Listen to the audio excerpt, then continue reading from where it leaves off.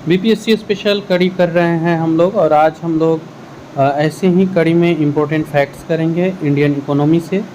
पहला क्वेश्चन है, विभाजन के कारण भारत का कौन सा उद्योग बुरी तरह से प्रभावित हुआ था? तो ये जूट और सूती उद्योग है। स्टेट पीसीएस यूपीएससी ऐसे एग्जाम का प्रिपरेशन कर रहे हैं, चैनल को सब्सक्राइब कर लीजिए और जुड़ जाइए हमसे। आज पूरे दिन हम लोग यहाँ पे बीपीएससी 70वीं के लिए जो इम्पोर्टेंट कड़ी है उस विषय में वीडियो लेके आते रहेंगे। तो हम लोग बढ़ते हैं अपने अगले क्वेश्चन पे। भारत में नियोजित अर्थव्यवस्था किस चीज़ पर आधारित है? तो ये मिश्रित अर्थव्यवस्था पर आधारित है। हमारे यहाँ पूंजीवादी और समाजवादी दोनों अर्थव्यवस्था है। नीति आयोग का स्वरूप क्या है? तो नीति आयोग का स्वरूप परामर्शदात्री है, यह केवल परामर्श देने वाली संस्था है।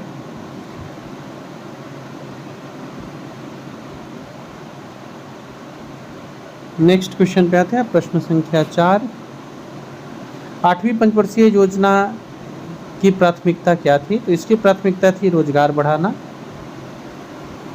भारत की राष्ट्रीय आय का मुख्य स्रोत क्या है? यहाँ मुख्य स्रोत का अर्थ है जो सेक्टर वगैरह होता है, उद्योग, कृषि, सेवा क्षेत्र, तो सेवा क्षेत्र है। भारत में राज्य सरकारों के लिए आय का सबसे महत्वपूर्ण स्रोत क्या है? तो ये आय का जो महत्वपूर्ण स्रोत है ये बिक्री कर है। भारत में राष्ट्रीय आय का संकलन किसके द्वारा होता है? तो केंद्रीय सांख्यिकी संगठन द्वारा होता है। प्रयास रहेगा इस 10 मिनट में 50 के आसपास इम्पोर्टेंट प्रश्न आपके साथ शेयर किया जाए। भारत को एक अल्पविकसित देश कहते हैं, क्यों? तो तीव्र गति से जनसंख्या वृद्धि, कृषि पर आर्थिक निर्भरता और औद्योगिक उन्नति का मंद होना, ये तीनों सही है। तो ऑप्शन डी 2, 3 और 4 ये सही उत्तर होगा। At the end comment box में आप अपने स्कोर को शेयर कीजिएगा। भारतीय अर्थव्यवस्था में संयुक्त क्षेत्र का अभिप्राय क्या होता है? तो ये सरकारी और निजी क्षेत्र दोनों का सम्मिलित दायित्व होना होता है। भारत में आर्थिक विकास अवरुद्ध रहा है, इसके पीछे क्या कारण है? तो भारत में आर्थिक विकास अवरुद्ध रहने के पीछे उपयुक्त तीनों कारण हैं, यानी कि उपयुक्त सभी, अकुशल कृषि व्यवस्था और ऊपर के तीनों ऑप्शन इसमें हैं। भारतीय रुपये की विनिमय दर किससे निर्धारित होती है? तो कुछ चयनित मुद्राओं से निर्धारित होती है। जीवन बीमा निगम किसका उदाहरण है? तो ये एक तरह से उदाहरण है आपको निवेश बैंक का। नेक्स्ट है, निम्नलिखित में कौन आर्थिक विकास के लिए प्रत्यक्ष रूप से महत्वपूर्ण नहीं है? तो मुद्रा की मात्रा, मूल्य स्थिरता, बचत दर। देखिए नीचे का जो तीनों है, मूल्य स्थिरता, बचत दर, संसाधनों का उपयोग, ये जरूरी है। भारत में अधिकांश व्यक्ति बेरोजगार है कृषि वाले क्षेत्र में।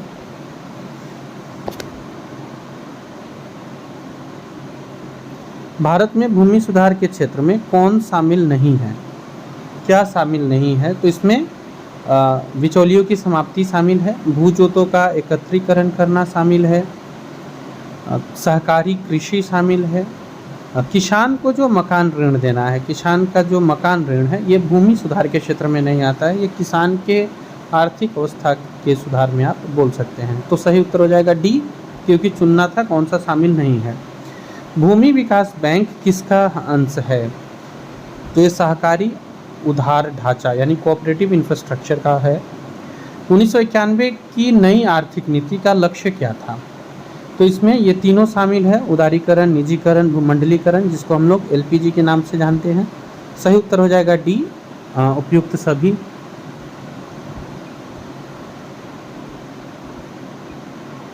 प्रश्न संख्या 18 पर आते हैं। अगला प्रश्न,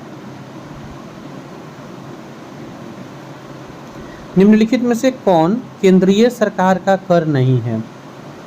तो जो भूमि राजस्व होता है ये राज्य सरकार का कर होता है, ये केंद्रीय सरकार का कर नहीं होता है। नेक्स्ट क्वेश्चन है,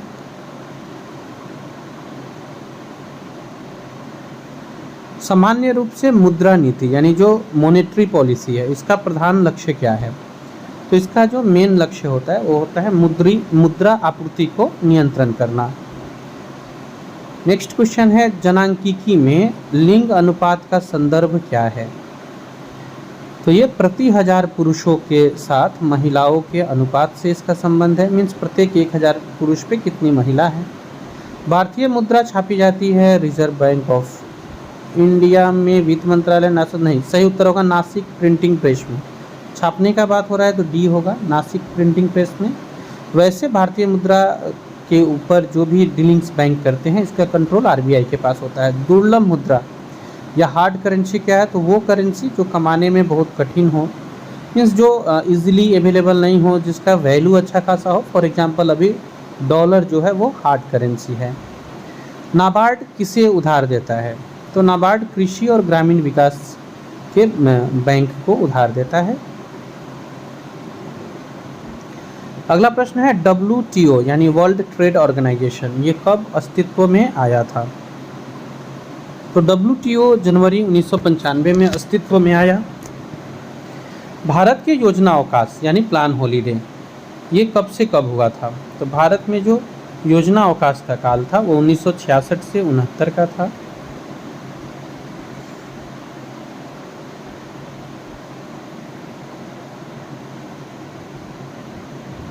क्षेत्रीय ग्रामीण बैंक, जिसे ग्रामीण बैंकों के रूप में पुकारा जाता है, वो वर्गीकृत है किस चीज़ में, तो ये अनुसूचित वाणिज्यिक बैंकों से। पंचवर्षीय योजना का अंतिम अनुमोदन मतलब फाइनल अप्रूवल कौन देता है, तो ये एनडीसी अर्थात राष्ट्रीय विकास परिषद देता है।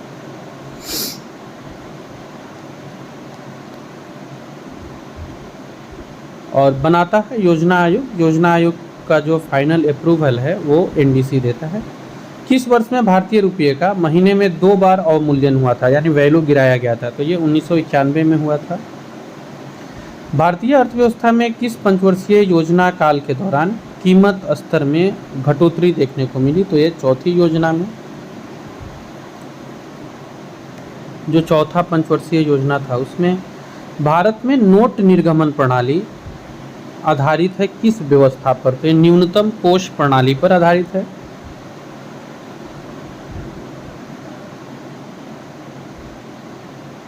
नेक्स्ट है भारतीय अर्थव्यवस्था का कौन सा क्षेत्र सकल राष्ट्रीय उत्पादन में सबसे अधिक योगदान करता है, तो ये तृतीय क्षेत्र है यानी सेवा क्षेत्र। भारत के बैंकिंग प्रणाली में उच्चतम बैंक कौन सा है, तो प्रणाली की बात आएगी तो आरबीआई होगा जो भारत का केंद्रीय बैंक भी है। कौन सा ऐसा कर है जो केंद्रीय सरकार द्वारा लगाया जाता है लेकिन उससे प्राप्त आय को केंद्र और राज्य में डिस्ट्रीब्यूट किया जाता है, बांट दिया जाता है, तो एक केंद्रीय उत्पादन शुल्क है, इसे बांट दिया जाता है।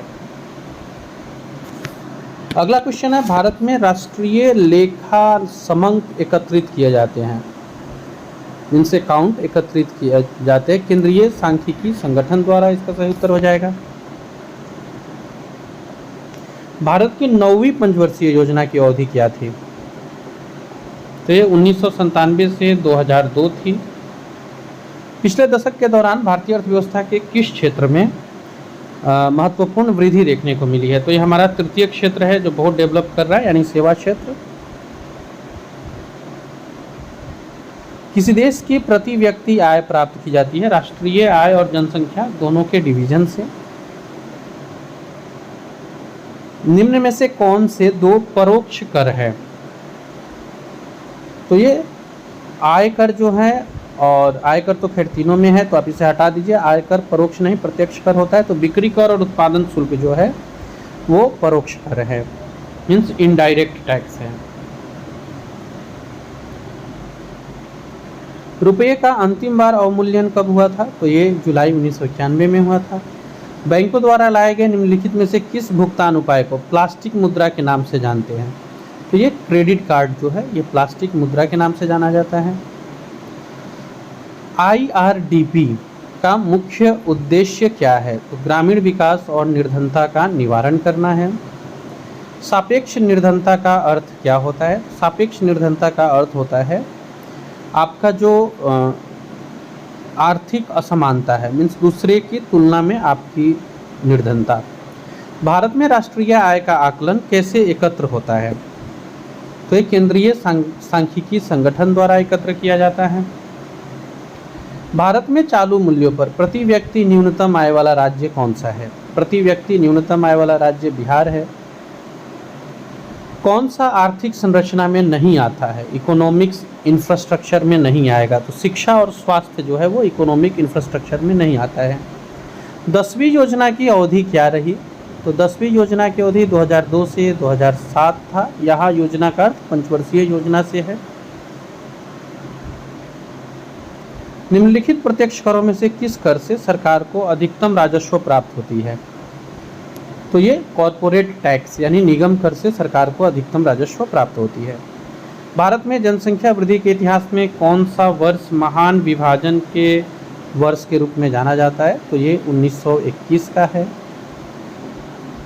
निम्नलिखित में से कौन सा एक राजकोषीय नीति का उपकरण नहीं है?